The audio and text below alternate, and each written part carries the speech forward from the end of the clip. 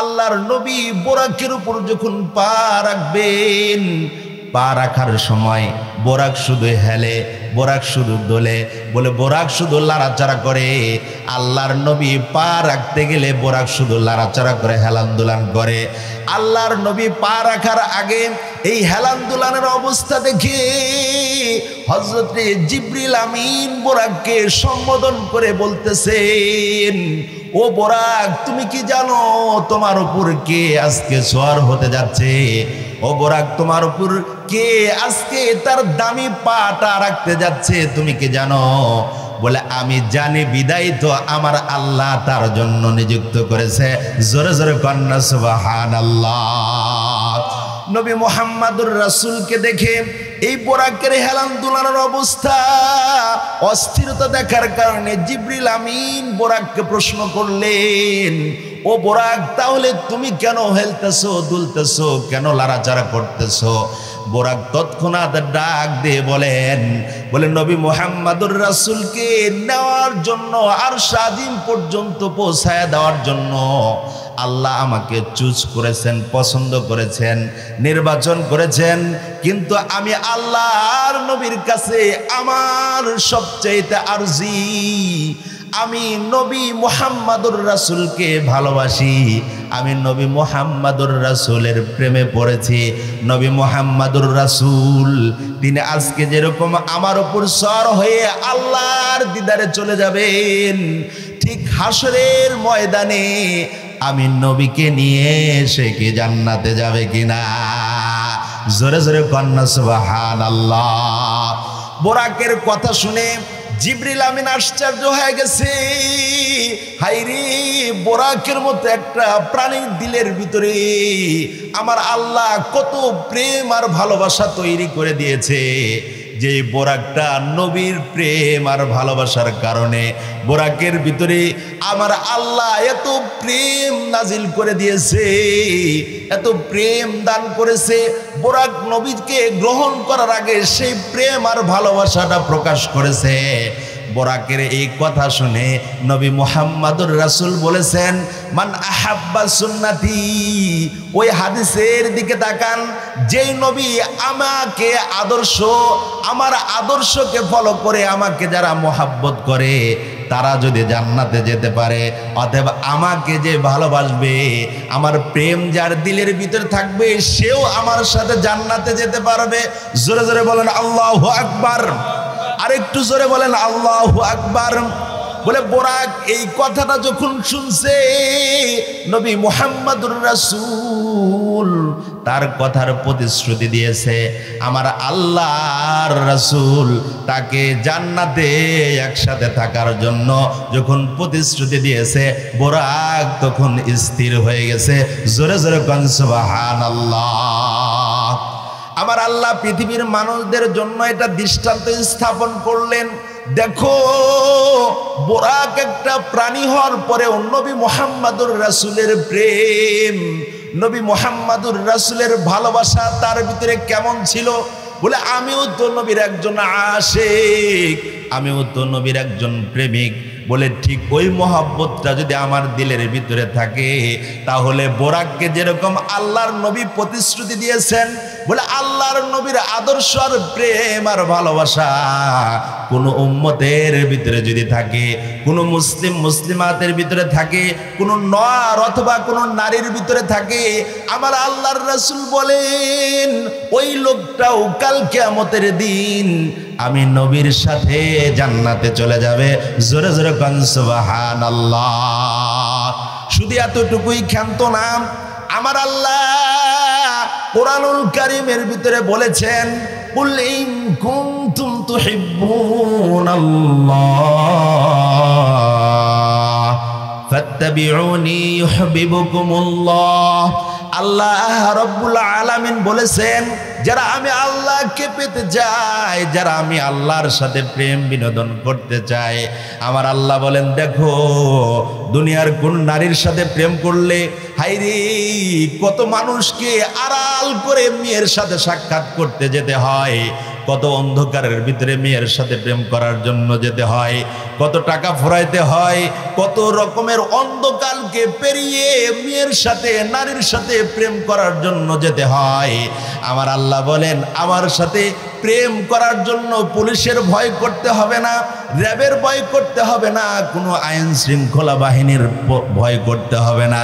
বলে আমি আল্লাহর সাথে প্রেম করতে চাইলে, নবী মুহাম্মদুর রাসূলের প্রেম থাকলে আমি আল্লাহর সাথে প্রেম ভালোবাসা হয়ে যাবে। জোরে জোরে কোন সুবহানাল্লাহ। এই জন্যই তো নবী মুহাম্মদুর রাসূলের প্রেম যদি থাকে ওই লোকটাকে আমার আল্লাহ জান্নাত দান করবে, এটা আমার আল্লাহর নিশ্চয়তা, গ্যারান্টি। এরকম একজন মানুষ ছিলেন এই দুনিয়াতে। দেখেন নবী মুহাম্মদুর রাসূলের প্রেম ছিল, ভালোবাসা ছিল, কিন্তু ঈমান আনতে পারে নাই। ঈমান না এনেও আমার আল্লাহ তাকে জান্নাতি হিসাবে কবুল করেছে। জোরে জোরে কোন সুবহানাল্লাহ। আচ্ছা বলেন তো দেখি, যে ঈমান আনতে পারে নাই তাকে কি আমার আল্লাহ জান্নাত দিবে? আরেকটু জোরে বলেন। মুসলমান যে ঈমান আনছে তাকে জান্নাত দিবে ঈমানের খাতিরে, যে ঈমান আনে নাই তাকে কি আমার আল্লাহ জান্নাত দিবে? আরেকটু জোরে বলেন, আরেকটু ধীরে বলেন। কেন?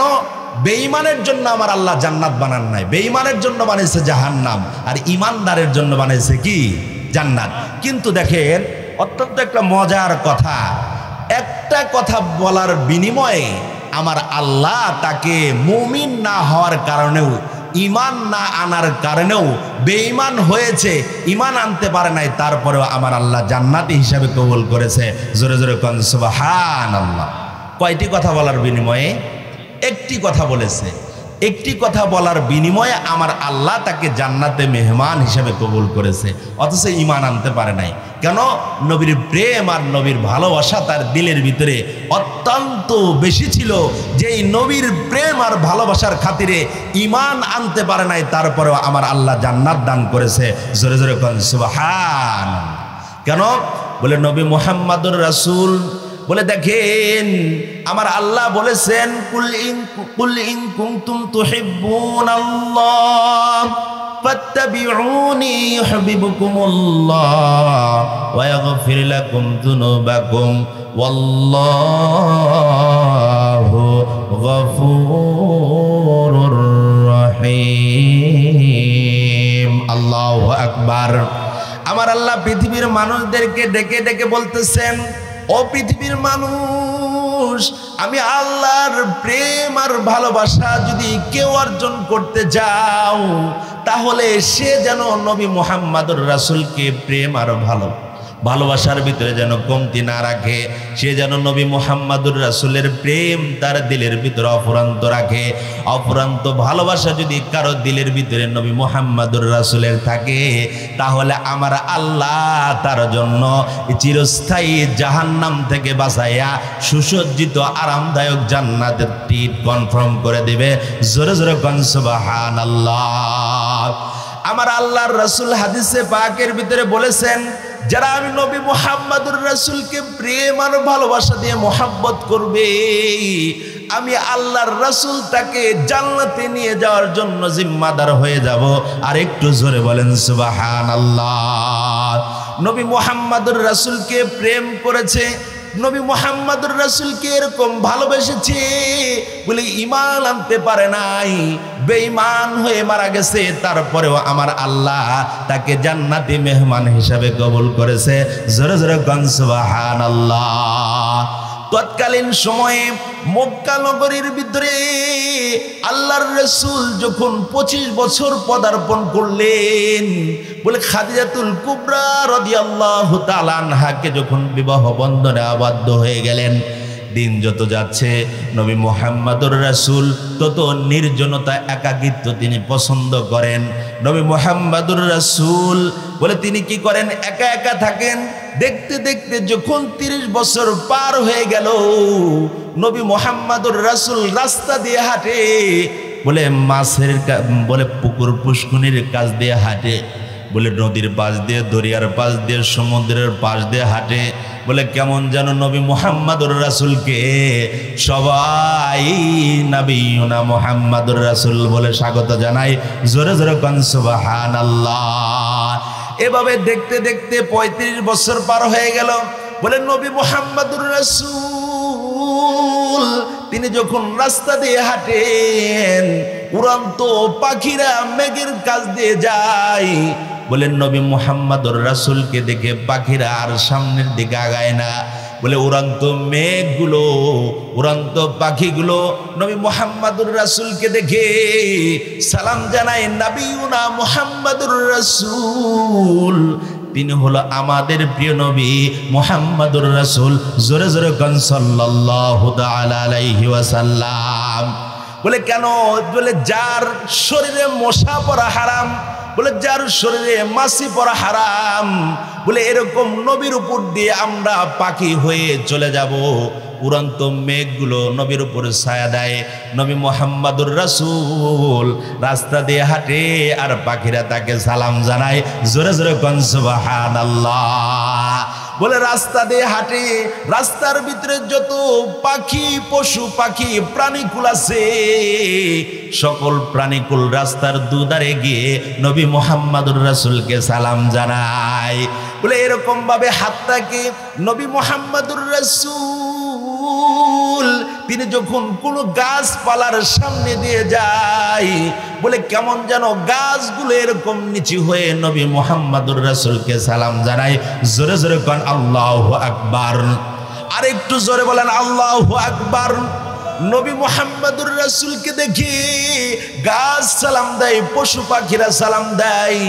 বলে যখন নদীর পাশ দিয়ে, দরিয়ার পাশ দিয়ে যখন হাঁটেন, বলে মাছরা দরিয়ার পাশে এসে নবী মুহাম্মাদুর রাসূলকে স্বাগত জানায়। জোরে জোরে কোন আল্লাহু আকবার। আর একটু জোরে বলেন আল্লাহু আকবার।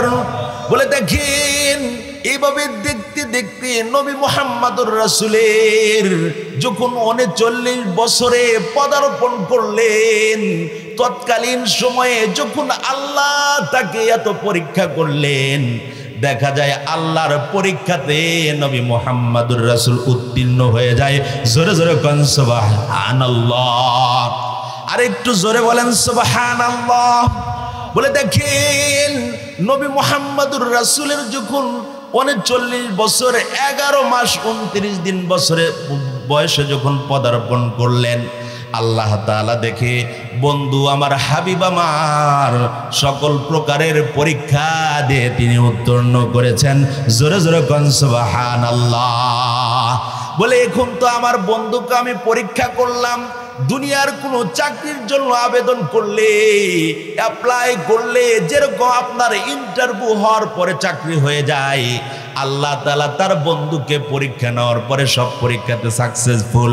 এখন কি সার্টিফিকেট প্রদান করবেন? বলে আমার আল্লাহ তাকে নবুয়ত দিয়ে তাকে সুসজ্জিত এবং সুসম্মানিত এবং সুআসনে তাকে সুউচ্চ মাকামে পৌঁছায় দিলেন। জোরে জোরে কোন সুবহানাল্লাহ।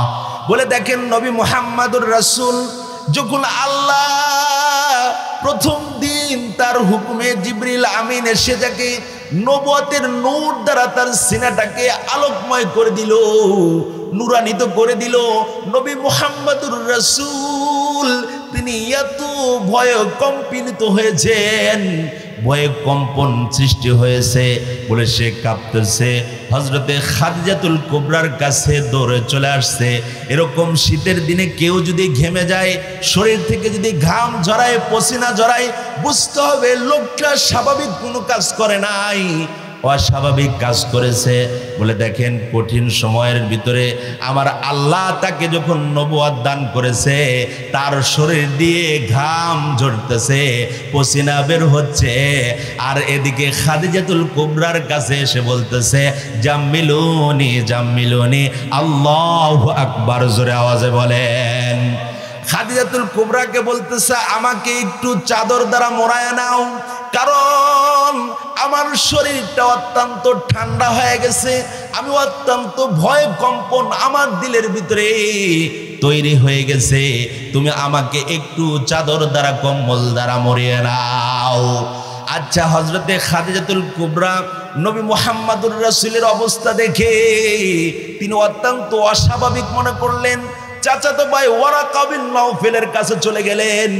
তৎকালীন সময়ে তাওরাত কিতাবের পণ্ডিত, তাওরাত কিতাবের যিনি অত্যন্ত গভীর জ্ঞানের অধিকারী, ওয়ারাকা বিন নওফেল যখন তার কাছে চলে গেছে, বলতেছে আমার প্রাণ প্রিয় স্বামী নবী মুহাম্মদুর রাসূল তো এই অবস্থায় আক্রান্ত হয়েছে, এর ভবিষ্যৎ বর্ণনা করে দাও। ওয়ারাকা বিন নওফেল তাওরাত কিতাবের ভিতরে পড়েছে আখির জামানার পয়গম্বর নবী মুহাম্মদুর রাসূল তিনি এমন হবে, তিনি এমন হবে, এমন বয়সে বিবাহ করবে, এমন বয়সে নবুয়ত প্রাপ্ত হবে, আর নবুয়ত পাওয়ার পরে সকলেই তার শত্রু হয়ে যাবে। জোরে জোরে কন্যা আল্লাহু আকবার। আর একটু জোরে বলেন আল্লাহু আকবার। নবী মুহাম্মদুর রাসূল যখন তার নবুয়তের কথা শুনতে পেলেন, নবী মুহাম্মদুর রাসূল এই কথাটা বলার পূর্বেই ওয়ারাকা বিন নওফেল ওই দিন কিছুদিন পূর্বেই এই দুনিয়া থেকে তিনি ইন্তেকাল করে যান। আল্লাহর নবীর উপর ঈমান আনতে পারল না, কিন্তু নবী মুহাম্মদুর রাসূল যখন ভবিষ্যৎবাণী শুনতে গেছে খাদিজাতুল কুবরা বলে নবী মুহাম্মদুর রাসূলের ব্যাপারে বলছে ইনি হলো সত্য নবী, ইনি ভবিষ্যতে আল্লাহ তাকে তার নূরওয়ালা কিতাব দ্বারা তার নূরটা তার সিনাটাকে ভরিয়ে দিবে, আর ওই সিনার নূর দ্বারা পৃথিবীর মানুষের অন্ধকারকে আলোকময় করে দিবে। জোরে জোরে কোন সুবহানাল্লাহ।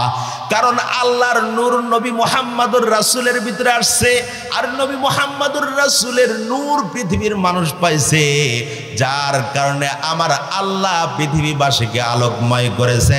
জোরে জোরে কোন সুবহানাল্লাহ। শুধু এতটুকুই ক্ষান্ত না, ওয়ারাকা বিন নওফেল আল্লাহর রাসূলের ভবিষ্যৎ বর্ণনা করতেছেন।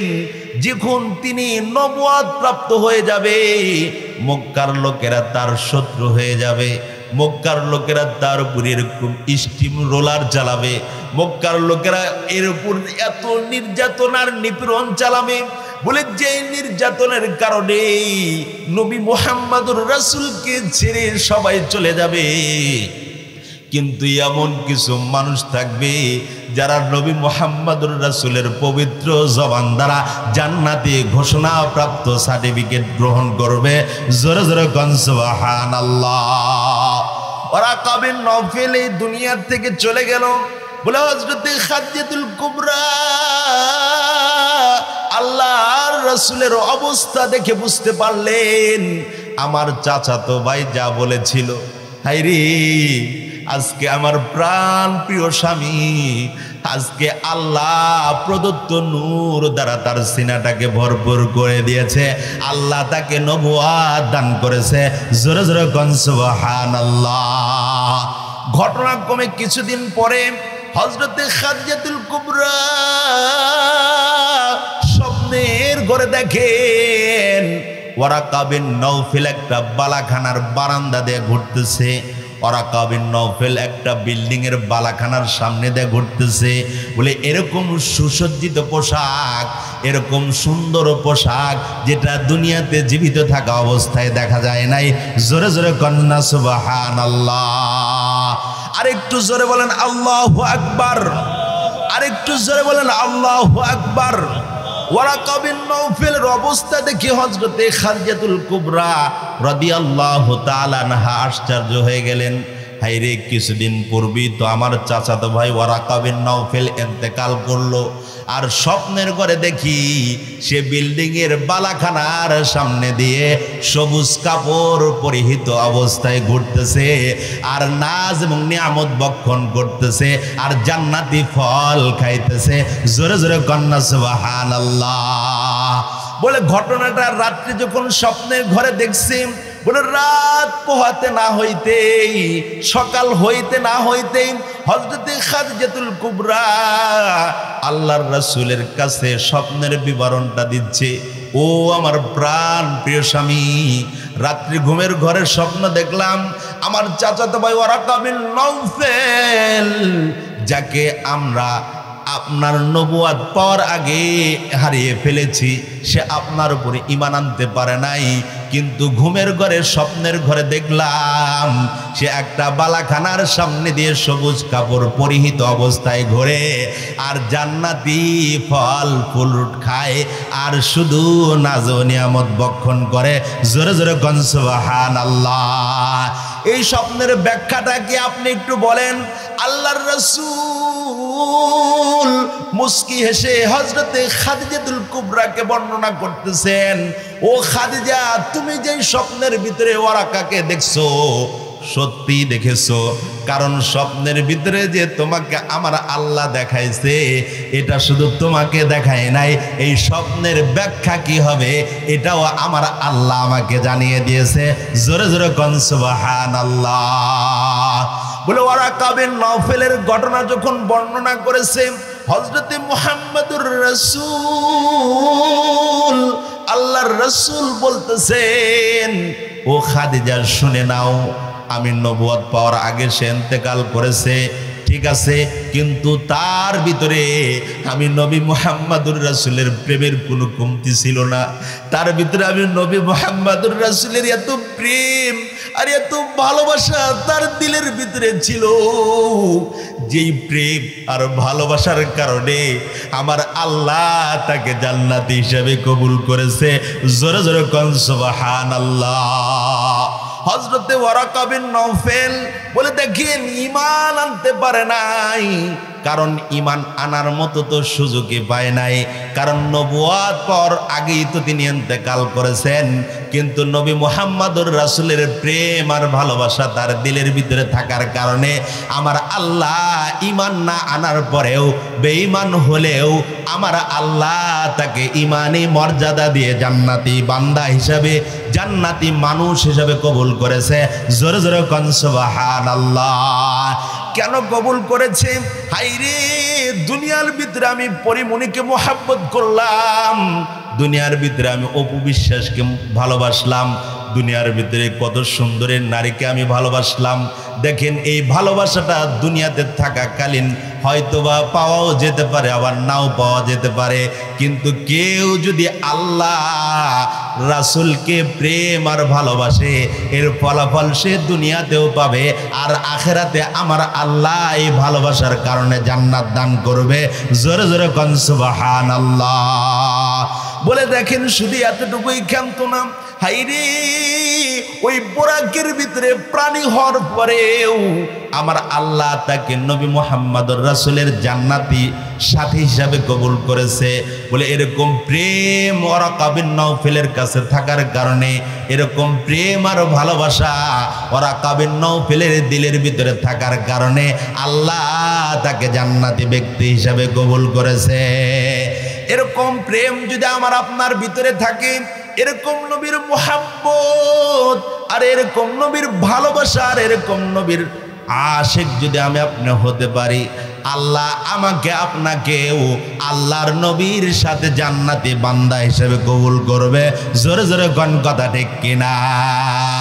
এই জন্য আরবের একজন সাহিত্যিক বলেন, গারছে খাহি কবরেরা রোশন কুনি, গারছে খাহি কবরেরা রোশন কুনি, গিরে লাজেম সুন্নাতে পয়গম্বরী।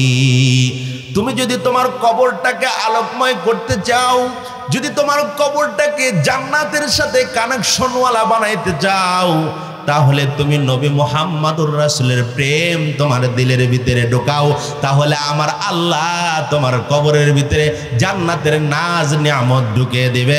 জোরে জোরে কোন সুবহানাল্লাহ। মুখে বলো আমি নবীর আশিক, মুখে বলো আমি নবীর উম্মত, মুখে বলো আমি নবীকে প্রেম আর ভালোবাসি, নবীকে ভালোবাসার মাপ কাটিত আজকে এই জান্নাতের বাগান কায়েম হয়ে গেছে, অথচ এতগুলোই কি এই গ্রামে নবীর আশিক। বলেন নবীর আশিকের কথা, ইশকের কথা, প্রেমের কথা মুখে বলি একরকম, আমাদের দিলের ভিতরে অবস্থাটা আর এক রকম।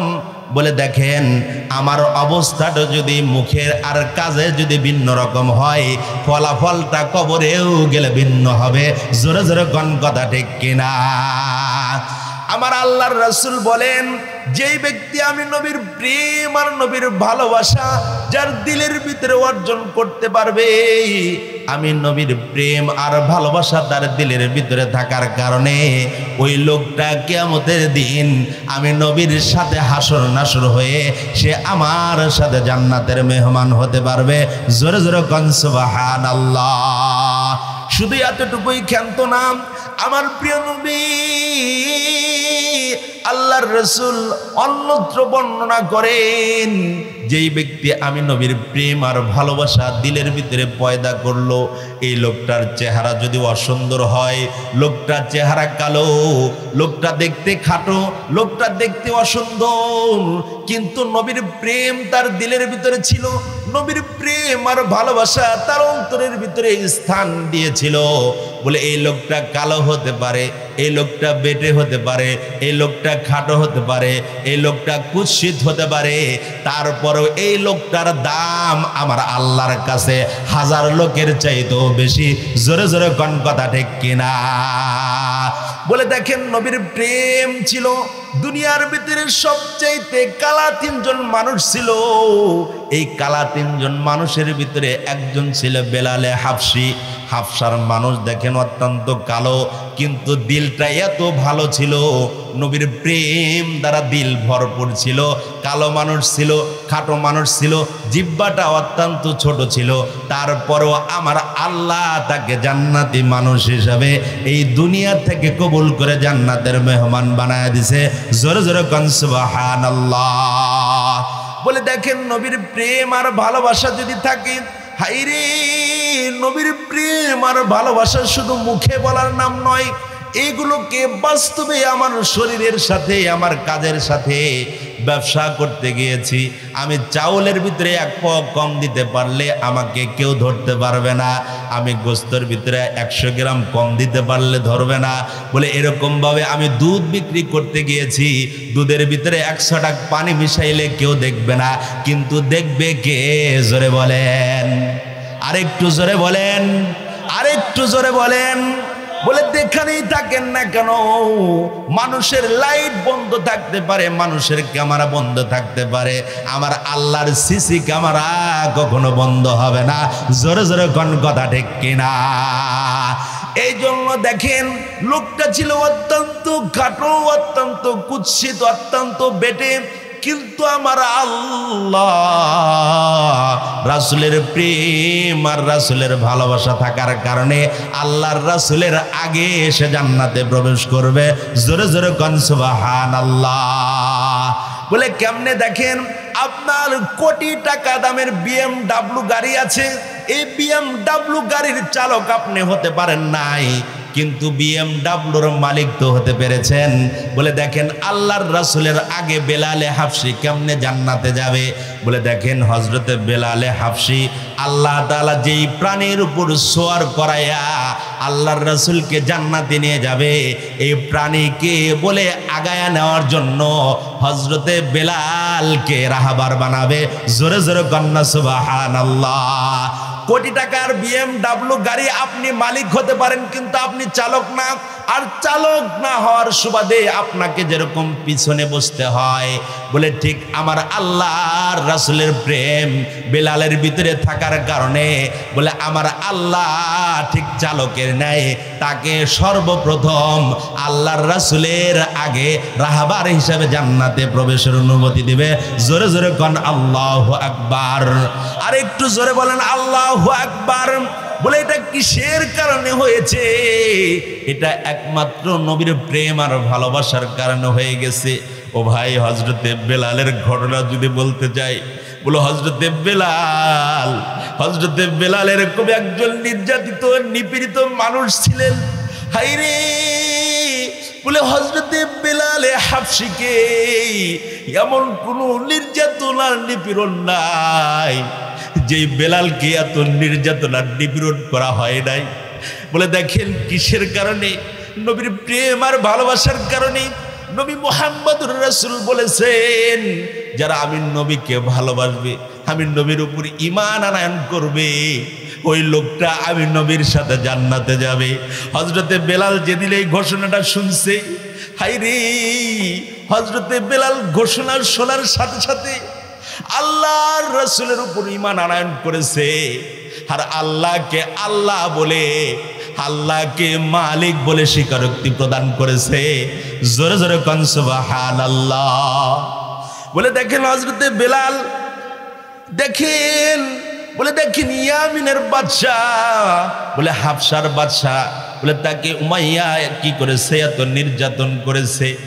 ঈমান আনয়নের কারণে, নবীর প্রেম আর ভালোবাসা থাকার কারণে, বলে দেখেন এরকম, বলে লোহার পোশাক পরাইছে, রৌদ্রের ভিতরে, উত্তপ্ত দুপুরের রৌদ্রের ভিতরে তাকে দাঁড় করায় রাখছে।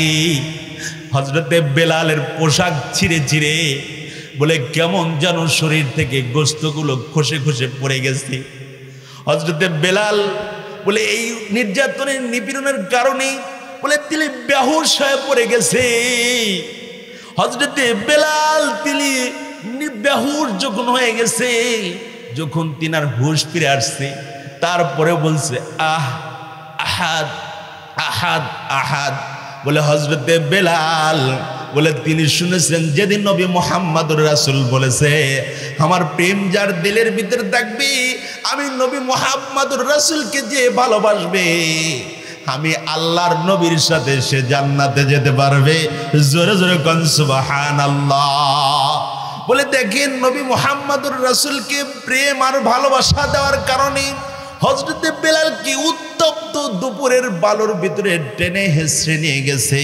বলে উমাইয়ার এরকম দারোয়ান, এরকম তার রাজ্যের লোকেরা তার উপর নির্যাতন আর নিপীড়ন করছে। হযরতে বেলাল বারবার বেহুশ হয়ে গেছে। হুশ আসার পরেও বলছে আহাদ আহাদ আহাদ। বলে আমার আল্লাহ এক, আমি ওই আল্লাহর রাসূলকে ভালোবাসি যে আমাকে নিয়ে জান্নাতে যাবে। জোরে জোরে কোন সুবহানাল্লাহ। বলে দেখেন হযরতে বেলাল এই নির্যাতন আর নিপীড়ন সহ করার কারণে, লোকটা ছিল কালো, লোকটা ছিল খাটো, লোকটা ছিল বেটে, বলে জিহ্বাটা ছিল খাটো, কিন্তু আমার আল্লাহ তাকে জান্নাতি মানুষ বানায়া দুনিয়া থেকে নিয়ে গেছে। জোরে জোরে কোন সুবহানাল্লাহ। এরকম শুধু বেলাল নির্যাতন নিপীড়ন করেছে এরকম নয়, ইতিহাসের কিতাবের ভিতরে লিখছে এরকম বেশি নির্যাতন আর নিপীড়ন সহ্য করেছেন আমাদের প্রিয় নবী সাল্লাল্লাহু আলাইহি ওয়াসাল্লাম। জোরে জোরে কোন আল্লাহু আকবার। কারণ নবী মুহাম্মদুর রাসূল নেতা যত ত্যাগী হবে, কর্মীও ঠিক তত ত্যাগী হবে। আমাদের এই সারা বাংলাদেশের ভিতরে এরকম একজন নেতা ছিল, যে নেতাটা আমাদের সারা বিশ্বের মধ্যে নয়, আমাদের সারা বাংলাদেশের ভিতরে নাম করছে। বলে তৎকালীন সময়ের স্বরাষ্ট্রমন্ত্রী নাসিম, যেই নেতাটা এমন নেতা ছিল, বলে নেতাগিরি করতে গিয়ে যার মাথা ফাটাইছিল। জোরে জোরে কোন কথা ঠিক কিনা? যার কারণে তাকে অনেক মন্ত্রীর দায়িত্ব পালন করতে হয়েছে। নেতা যত হবে ঠিক ত্যাগীও ঠিক তেমনই হবে। ত্যাগ যার ভিতরে যত বেশি থাকবে, বলে সে অত্যন্ত বড় নেতা হতে পারবে। বলে বেলালের ভিতরে ছিল ত্যাগ, আর এই ত্যাগটা শিখেছে নেতার থেকে। নেতা হলো মুহাম্মদুর রাসূল। জোরে জোরে কোন আল্লাহু আকবার। বলে দেখেন নেতা কিরকম ত্যাগী ছিল। বলে দেখেন হযরতে মুহাম্মদুর রাসূলকে যখন নবুয়াত দেওয়া হয়েছে, প্রথম 3 বছরে তিনি গোপনে ইসলামের দাওয়াত দিয়েছেন। কিন্তু ঘটনাক্রমে আমার আল্লাহ কোরআনুল কারীমের ভিতরে বলেন ফাসদা বিমা তুমার ওয়া আরিদ আনিল মুশরিকিন। আল্লাহু আকবার। আমার আল্লাহর পক্ষ থেকে যখন ঘোষণা চলে আসলো, ও আমার প্রিয় নবী, এখন থেকে আপনি আর গোপনে ইসলাম প্রচার করবেন না, আপনি প্রকাশ্যে ইসলাম প্রচার করবেন।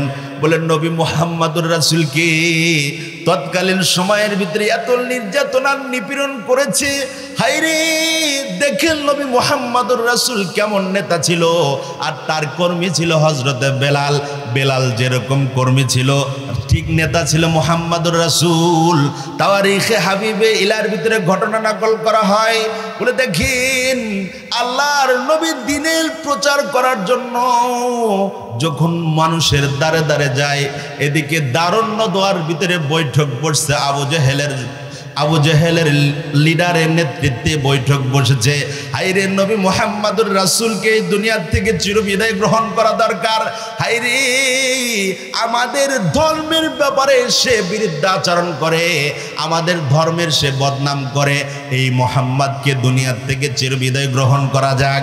হায়রে, নবী মুহাম্মদুর রাসূলের ব্যাপারে যখন কি করা হয়েছে, ঘোষণা করা হয়েছে, নবী মুহাম্মদুর রাসূলের উপর তারা এমন ভাবে অ্যাটাক করেছে।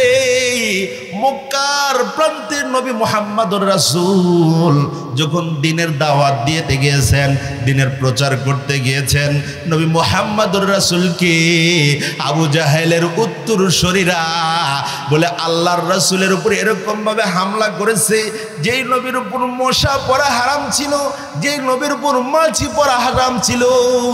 কিন্তু দেখেন, তৎকালীন সময়ের বর্বর কাফের জাতি, বর্বর আবু জেহেলের উত্তরসূরিরা কিরকম নির্যাতন করেছে বাবা, একটু শোনেন।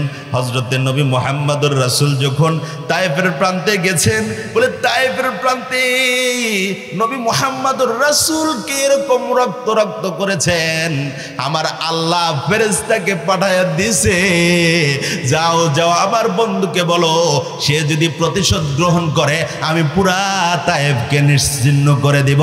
জোরে জোরে কোন কথা ঠিক কিনা?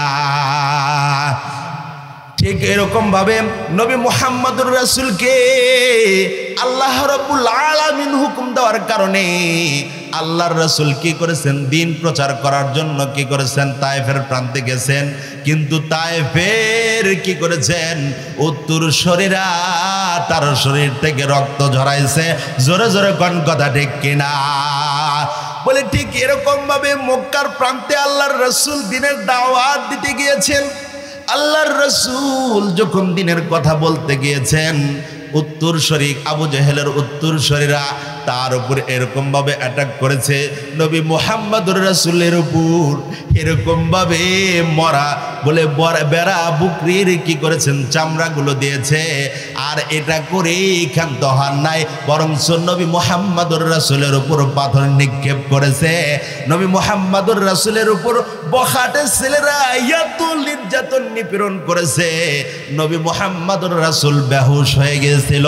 জোরে জোরে কন্যা আল্লাহু আকবার।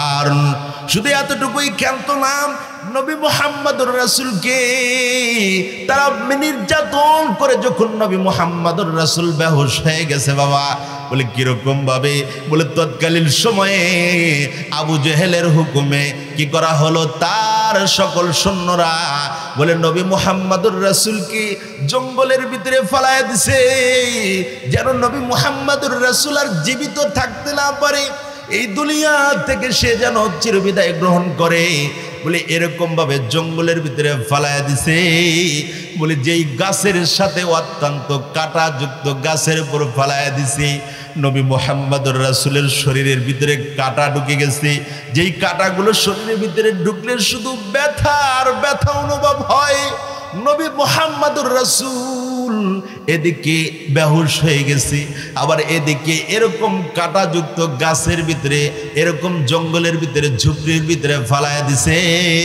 বলে কেননা যেন জঙ্গলের ভিতরে অত্যন্ত ভয়ঙ্কর প্রাণীরা বসবাস করে, নেকড়ে, সিংহ, বাঘ যেন তাকে খেয়ে ফেলে। জোরে জোরে কোন আল্লাহু আকবার। বলেন দুনিয়ার ভিতরে আল্লাহ যাকে খলিফা হিসাবে, আল্লাহ যাকে নবুয়তের দায়িত্ব দিয়ে প্রেরণ করেছে, দুনিয়ার কোনো মানুষ যদি তাকে হত্যা করতে চায়, হত্যা করতে পারবে কিনা বলেন? পারবে? পারবে? কারণ আল্লাহ যাকে নবুয়তের মশাল দিয়ে দুনিয়ার ভিতরে প্রেরণ করেছে, এই হকের মশাল, সত্যের মশালকে দুনিয়ার কোনো পরাশক্তি কখনো বন্ধ করতে পারবে না। জোরে জোরে কোন কথা ঠিক কিনা? কারণ দুনিয়ার কোনো পরাশক্তির ক্ষমতা নাই, আল্লাহর শক্তির কাছে তার ক্ষমতাটাকে বলে কেমন যেন বাহাদুরের ন্যায় কি করা, প্রকাশ করা। বলে আল্লাহর নবীকে জঙ্গলের ভিতরে, ঝুপড়ির ভিতরে ফেলায় দিছে, বলে কেমন যেন নেকড়ারা যেন খেয়ে ফেলে, সিংহ যেন খেয়ে ফেলে, বাঘরা যেন খেয়ে ফেলে। এদিকে নবী মুহাম্মদুর রাসূলকে জঙ্গলের ভিতরে ফেলায় দেওয়ার পর জঙ্গলের সকল নেকড়ে এবং বাঘ এবং সিংহ এসে নবী মুহাম্মদুর রাসূলকে ঘিরে নিয়েছে। জোরে জোরে কন্যা আল্লাহু আকবার। শুধু এতটুকুই ক্ষান্ত না, নবী মুহাম্মদুর রাসূলকে রাস্তা দিয়ে হাঁটলে যেরকম পশু পাখি সালাম দেয়, গাছ সালাম দেয়, বলে এরকম ভাবে নদীর পাশ দিয়ে, দরিয়ার পাশ দিয়ে হাঁটলে পারে যেরকম মাছে সালাম দেয়, বলে এরকম যেন উড়ন্ত মেঘরা যেন নবী মুহাম্মদুর রাসূলকে ছায়া দেয়। এই নবীকে কি কোনো প্রাণী তার জান প্রাণ নাশ করতে পারবে? জোরে জোরে কোন কথা ঠিক কিনা? বলে নবী মুহাম্মদুর রাসূলকে তারা যতবার মারার জন্য চিন্তা করেছে, কিন্তু তাদের চিন্তা এবং চেষ্টা সবই কিছুই ব্যর্থ হয়েছে। বলে নবী মুহাম্মদুর রাসূলকে সকল সিংহরা, নেকড়েরা, বাঘরা এসে এমনভাবে ঘিরে নিয়েছে যেন নবী মুহাম্মদুর রাসূলের কোনো কষ্ট না হয়, খেদমত করা শুরু করে দিয়েছে। জোরে জোরে কোন সুবহানাল্লাহ। কারণ নবী মুহাম্মদুর রাসূলের ব্যাপারে আপনারা জানেন, ওই যে দেখেন হরিণের বাচ্চাকে দুধ পান করানোর জন্য হরিণ যেই নবীর জন্য পাগল, বলে ঠিক ওরকম ভাবে নবী মুহাম্মদুর রাসূলের জংলার পশু পাখিরাও পাগল। বলে সিংহ, নেকড়ে, দুনিয়ার সব কিছুই তার জন্য পাগল। জোরে জোরে কোন কথা ঠিক কিনা? বলে ঠিক নবী মুহাম্মদুর রাসূলকে সকল নেকড়েগুলো, বাঘগুলো, সিংহগুলো, প্রাণীগুলো ঘিরে নিছে। এদিকে চাচা আমির হামজা তিনি হরিণ শিকার করার জন্য জঙ্গলে চলে যায়। হায়রে, তিনি জঙ্গলের দিকে যাইতেছে, নবী মুহাম্মদুর রাসূলের সেন্স একটু ফিরতেছে, শুধু জঙ্গলের ভিতরে শব্দ আসতেছে, আহ আহ, এরকম শুধু শব্দ আসে। বলে চাচা আমির হামজার দিলের ভিতরে কৌতূহল সৃষ্টি হলো, হায়রে, এমন জঙ্গলের ভিতরে তো নেকড়ে থাকে, বাঘ থাকে, সিংহ থাকে, কিন্তু এই জঙ্গলের ভিতর থেকে মানুষের আওয়াজ আসে শুধু আহ আহ আহ, কিন্তু কে? বলে তিনার দিলের ভিতরে কৌতূহল সৃষ্টি হয়ে গেল। হরিণ শিকার করতে গেছে, রাইফেলের বুলেটটা তিনি কি করলেন? প্রস্তুত করে নিলেন। তিনি কি করলেন? জঙ্গলের ভিতরে প্রবেশ করলেন। ধীরে ধীরে যত ভিতরে চলে যাচ্ছে শুধু আহ শব্দ আসতেছে, আওয়াজটা তত ভারী হচ্ছে, আওয়াজটা তত বেশি আসতেছে। চাচা আমির হামজা চিন্তা করলেন নিশ্চিত এটা কোন মানুষের আওয়াজ। জোরে জোরে কন্যা আল্লাহু আকবার।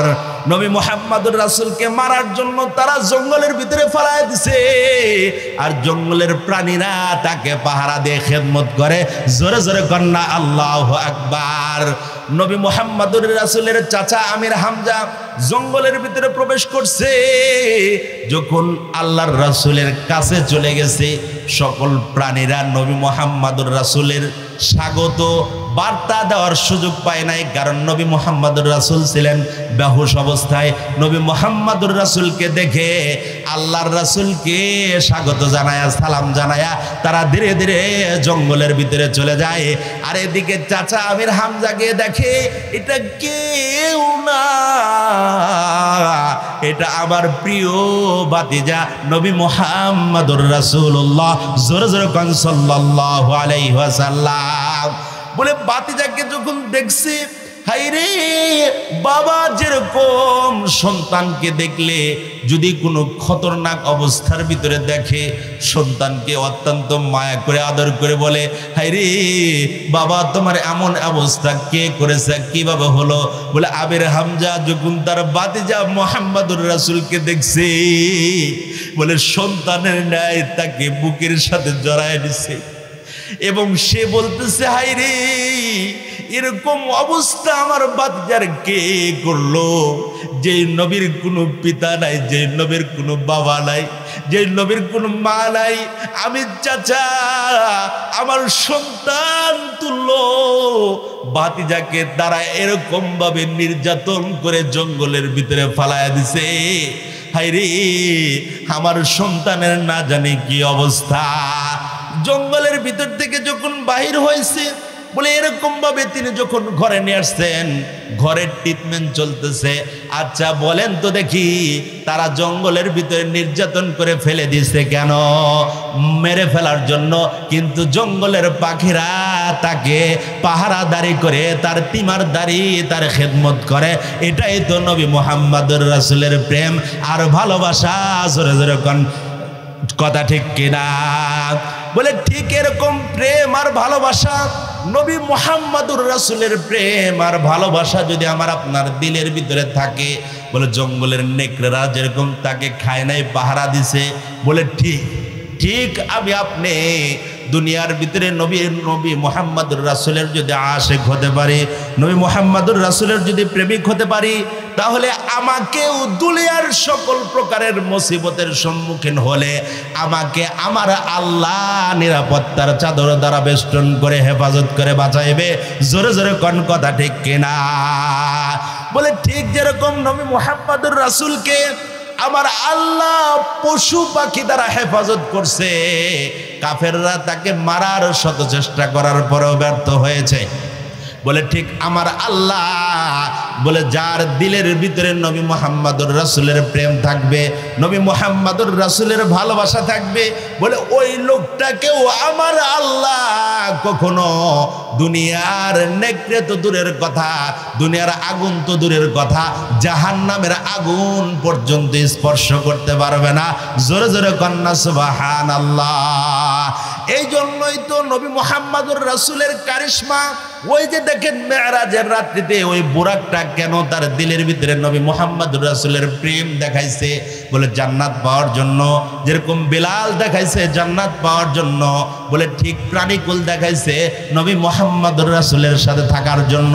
বলে ঠিক আমি আপনিও যদি প্রাণীর নাই, বিলালের নাই, বুরাকের নাই, যদি আমি আপনি নবী মুহাম্মদুর রাসূলের প্রেমটা প্রকাশ করতে পারি, তাহলে আমার আল্লাহ আমি আপনি দুনিয়া থেকে চিরবিদায় গ্রহণ করব, আর কবর থেকে জান্নাতে যেতে দেরি হবে না। জোরে জোরে কোন আল্লাহু আকবার। এই জন্য আমাকে আপনাকে নবীর প্রেম আর ভালোবাসা অর্জন করতে হবে। দেখেন নবী মুহাম্মদুর রাসূল মাথায় টুপি রেখেছেন। আপনি নবী মুহাম্মদুর রাসূলের উম্মত, প্রেমিক, আশিক, নবী মুহাম্মদুর রাসূলকে ভালোবাসেন। আপনার মাথায় টুপি আছে কিনা? টুপি যদি না থাকে, বলে দাবি একরকম আর কাজে আর এক রকম। এটাই তো মুনাফিক, আর মুনাফিকের জন্যই তো রয়েছে জাহান্নাম। জোরে জোরে কোন কথা ঠিক কিনা? নবী মুহাম্মদুর রাসূলের মুখে ছিল দাড়ি। হায়রে আমার আপনার সন্তান আমার আপনার চেহারাতে দাড়ি নাই, তাহলে আমি নবী মুহাম্মদুর রাসূলের প্রেমও তার দিলের ভিতরে নাই। জোরে জোরে কোন কথা ঠিক কিনা? বলেন নবী মুহাম্মদুর রাসূল ঢিলা ঢালা জামা পরেছেন, পোশাক পরেছেন। আমার স্ত্রীকে বেপর্দার সাথে বলে ঢিলা ডালা জামা না পরায়া, পোশাক না পরায়া, বলে টাইট ফিটিং জামা পরাই, যেন আমার স্ত্রীকে রাস্তায় দিয়ে যখন বের করব, আর রাস্তার সকল লোক তার দিকে তাকায়। জোরে জোরে কোন কথা ঠিক কিনা? তাহলে মুখে একরকম, কাজে আর এক রকম। দেখেন নবী মুহাম্মদুর রাসূল তিনার কি ছিল? সব সময় তিনি কি করেছেন? বলে তিনি পায়খানাতে কুলুপ ব্যবহার করেছেন, পেশাবে ঢিলা ব্যবহার করেছেন। আমি আপনি তো পেশাব করতে গেলে গরুর মতো, গরুর যেরকম পেশাব করতে ঢিলা লাগে না, পায়খানা করতে গেলে কুলুপ লাগে না, ঠিক আমার আপনার কালচারটাও হয়ে গেছে গরুর মতো। জোরে জোরে কোন কথা ঠিক কিনা? তাহলে আমি আবার দাবি করি আমি নবীর আশিক, আমি নবীর উম্মত, আমি নবীর প্রেমিক। তাহলে দাবি একরকম, কাজে আর এক রকম। তাহলে আমার চাইতে বড় মুনাফিক আর দুনিয়াতে নাই। জোরে জোরে কোন কথা ঠিক কিনা? নবী মুহাম্মদুর রাসূল নিজে পর্দা করেছেন, আবার তিনার পরিবারকে পর্দা করাইছেন। আমি আপনি কতটুকু পর্দা করি, আমার ছেলে মেয়েকে কতটুকু পর্দা করাই, তাহলে এটা দেখতে হবে। যদি না থাকে আমি নবীর প্রেমিক নয়। তাহলে নবীর প্রেমিক হতে হলে নবী যা করেছেন, করতে বলেছেন, সেটা করার নামই হচ্ছে নবীর প্রেম। জোরে জোরে কোন কথা ঠিক কিনা? নেতার মার্কা যদি হয় নৌকা, তাহলে আপনার মার্কা কখনো নাঙ্গল হওয়া যাবে না। নেতার মার্কা যদি হয় ধানের শীষ, আপনার মার্কা কখনো কি করা যাবে না, দাড়ি পাল্লা হওয়া যাবে না। নেতার মার্কা যা, আপনারও ঠিক তাই মার্কা হতে হবে। রাসূলের যেই মার্কা, আমার আপনারও সেই মার্কা হলে আমি সেই নেতার কর্মী হতে পারবো। জোরে জোরে কোন কথা ঠিক কিনা? নেতা ছিলেন ত্যাগী, ঠিক কর্মী ছিলেন ত্যাগী। নেতা ছিলেন মুহাম্মদুর রাসূল, আর কর্মী ছিলেন বেলালে হাবশী। জোরে জোরে কোন কথা ঠিক কিনা? নেতাও জান্নাতি আর কর্মীও জান্নাতি। জোরে জোরে কোন কথা ঠিক কিনা? তাহলে নেতা একরকম হবে, কর্মী আর এক রকম হবে, পিঠের চামড়া থাকবে না। জোরে জোরে কোন কথা ঠিক কিনা? কবরে চলে গেলেই তো ফেরেশতার হাম্বল দিস্তার পিটানো শুরু হয়ে যাবে। জোরে জোরে কোন কথা ঠিক কিনা? তাহলে নেতা যা করে কর্মীকে তাই করতে হবে। আমার আপনার প্রিয় নেতা মুহাম্মদুর রাসূল, আমার আপনার মার্কা হচ্ছে আল কোরআন, আর আপনার আমার সিল হচ্ছে হাদিস, আর এই দুইটার সমন্বয় হচ্ছে আদর্শ। আর এই আদর্শটাকে অনুসরণ করা মানে নবীর প্রেম আর ভালোবাসা অর্জন করা। জোরে জোরে কোন কথা ঠিক কিনা? এই জন্য নবীর প্রেম আর ভালোবাসা দিলের ভিতরে পয়দা করতে হবে। নবী মুহাম্মদুর রাসূলের প্রেম আর ভালোবাসা যদি দিলের ভিতরে পয়দা করতে পারি বাবা, তাহলে আমি আপনি জান্নাতে যেতে পারবো। আর আমি আপনি জান্নাতে যেতে পারলেই দুনিয়ার আর এই কষ্ট, আর এই অশান্তি, আর এই অভাব কখনো থাকবে না। জোরে জোরে কোন কথা ঠিক কিনা?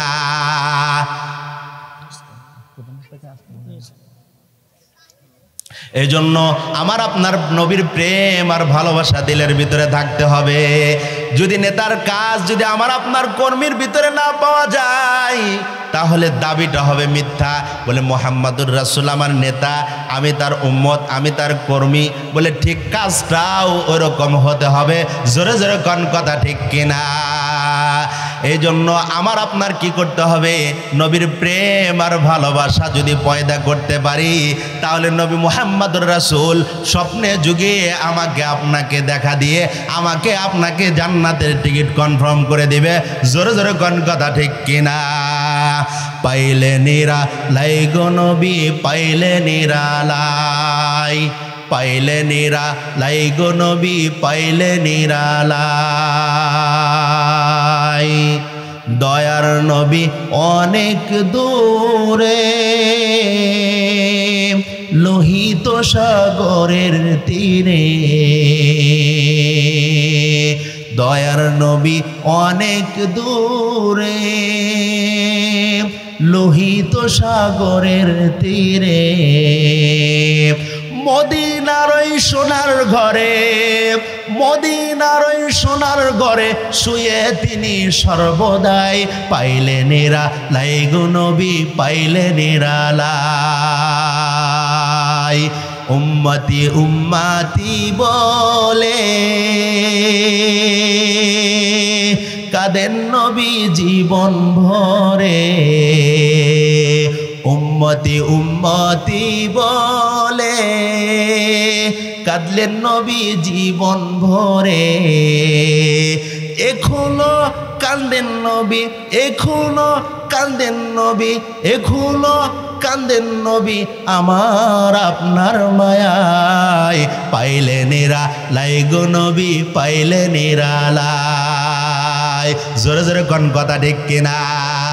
বলে নবী মদিনার ওই ঘরে শুয়ে থাকতে পারে।